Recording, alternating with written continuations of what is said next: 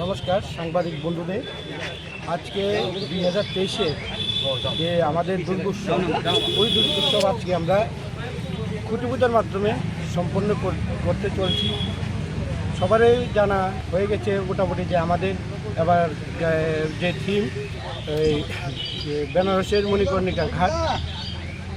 তো আমরা আশা করি এবার প্রতি বছরও নয়, এবছরও আমরা রাজ্যবাসীকে একটা ভালো পুজো উপহার দেব এবং খুব আশা করি আমাদের যে চিন্তা ভাবনা যে সবার আমাদেরকে উৎসাহিত করবে আমাদের এই কাজে সাহায্য করার জন্য।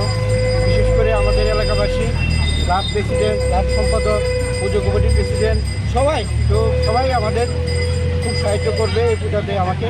তো এতটুকুই বলতে পারি, এই বছরে প্রতি বছর নেই, এই বছরও আমরা খুব আনন্দ উপভোগ করি দুর্গাপূজায় পালন করতে। কিরকম বাজেট রয়েছে আপনাদের এবছর? আমাদের এবারে বাজেট হলো 25 লক্ষ টাকা। যারা প্যান্ডেল আর মূর্তি তৈরি করে তারা কি রাজ্যেরই না বহিরাজ্যের?